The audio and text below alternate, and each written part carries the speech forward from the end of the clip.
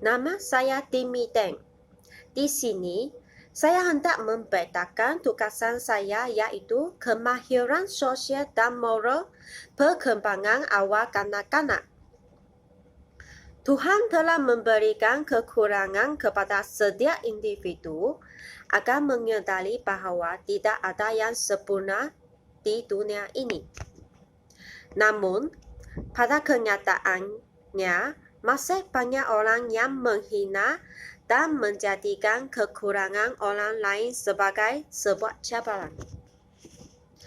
Setiap manusia pasti akan mengalami perubahan diri dan cara hidup dengan melalui proses pentumbuhan dan perkembangan mereka.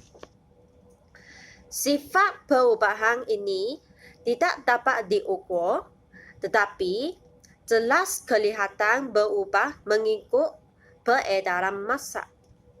Oleh itu, peranan penting persekitaran dalam pembentukan identiti seseorang anak tidak boleh diabaikan. Latar belakang dan objektif. Kelainan yang dibawa sejak lahir oleh Augie membuat wajahnya sangat berbeza dengan anak-anak lainnya sekalipun sudah beberapa kali menjalani operasi sejak dirinya dilahirkan. Lebih dari sekadar kelihatan daya tarik, kecacatan wajah mempengaruhi setiap aspek kehidupan seharian kerana wajah sangat penting bagi kita sebagai makhluk sosial. Ketabahan seseorang dan pengaruh orang di sekeliling kita dapat mengubah perangai, tingkah laku, sikap serta perkembangan seseorang. Kita hendaklah menerima apa yang Tuhan bagikan dan bersyukur dengan apa yang kita mempunyai.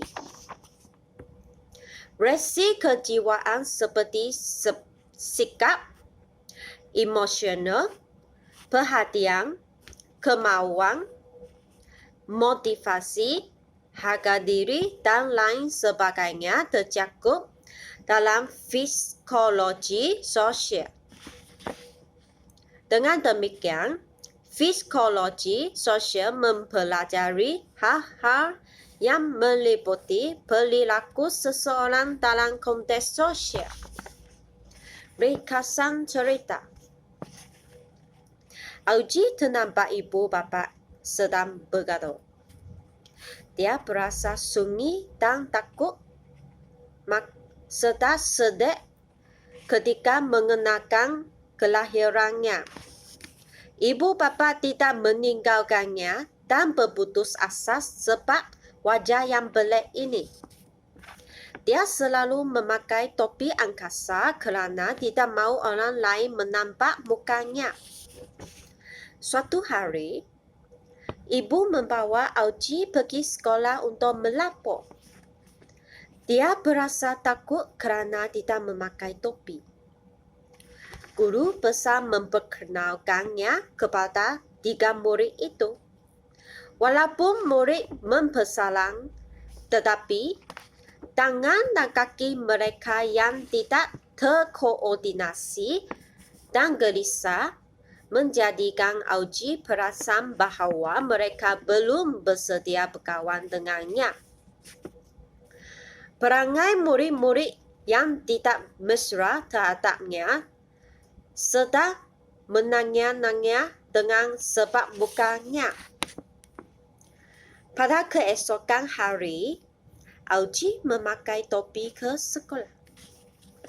Augie mendengar nasihat bapa dan menanggalkan topi, lalu jalan masuk ke sekolah.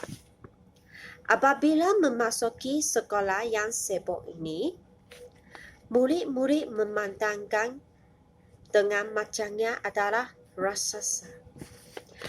Tetapi dia mendengarkan bapanya supaya anggapkan diri adalah angkawasa dan murid-murid sukankannya.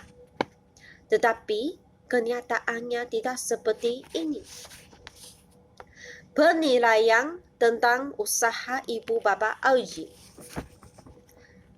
Pengaruh persekitaran sosial yang paling awal diterima oleh seseorang anak sudah tentulah daripada ibu bapa.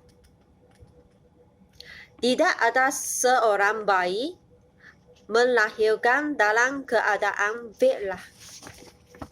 Dengan itu, ibu bapa harus menunjukkan contoh sikap kepada anak dan membimbing kelakuan mereka dan bertanggungjawab melalaskan asas-asas nilai murni dan pembentukan konsep diri yang positif di kalangan anak-anak. Menghadapi masalah yang tidak mudah ini, Ibu Augie memilih ajaran rumah sebagai sarana pendidikan bagi Augie hingga kelas 5. Ibu Augie membawakan peranan sebagai ibu yang berjuang dan menemani Augie serta sangat peduli dengan apapun yang terjadi pada anaknya. Keibubapaan yang positif penting dalam mempengaruhi tanggapan anak dan membantunya menjadi individu yang lebih baik. Malahan, interaksi dan rangsangan yang positif adalah sangat penting pada tahun-tahun awal tumbesaran anak. Perbincangan mengenai sikap dan nilai. Augie sangat tampak dan positif, namun jauh di sudut hatinya tetap sedih apabila rakan-rakan memandang hina rupanya. Ketika ke sekolah, Augie yakin dengan berjalan sendiri masuk ke kawasan sekolah tanpa ditemani ibu bapanya.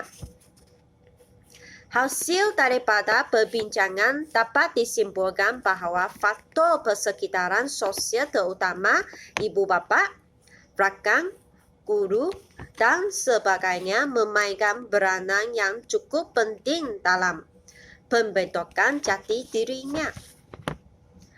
Bagaimana interaksi sosial membantu Augie untuk membina perwatakan yang baik. Tidak seorang pun manusia di muka bumi ini meminta dilahirkan cacat. Mengharapkan masyarakat serta sekolah dapat meraihkan perbezaan dan keupayaan yang dimiliki oleh setiap orang, bukannya melihat kekurangan mereka. Augie haruslah tidak mempedulikan apa yang dikatakan oleh rakan mengenai dirinya, malah tidak sekalipun terfikir untuk menyembunyikan kecacatan wajahnya kepada dunia. Saya dapat melihat semangat Augie yang tetap ramah dan berbuat baik, walau sering ditindas.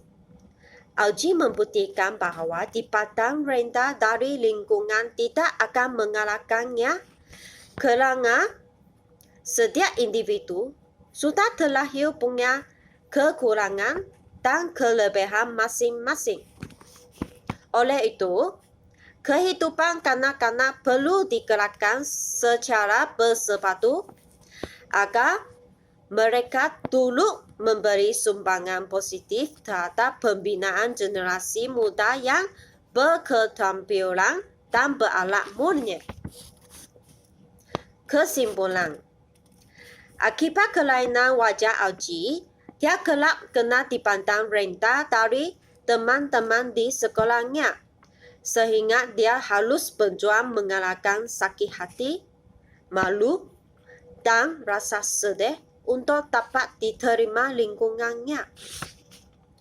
Hal ini sekaligus mengisyaratkan bahawa mengembangkan potensi dan pendidikan bukan hanya terletak dalam konteks persekolahan semata-mata, malah perlu dilakukan secara holistik oleh semua pihak yang terlibat melalui pelbagai pendekatan pembelajaran sosial seperti pemoderan, peneguhan, maklum balas, dan nasihat secara langsung bagi menggalakkan pembelajaran sosial yang positif.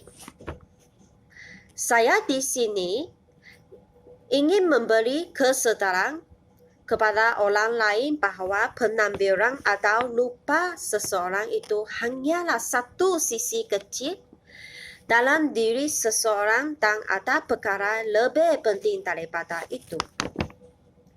Di samping itu, penampilan dan rupa seseorang itu hanya luaran, tetapi yang lebih penting adalah apa yang ada di dalam diri mereka, kerana itulah menentukan siapa diri mereka yang sebenar.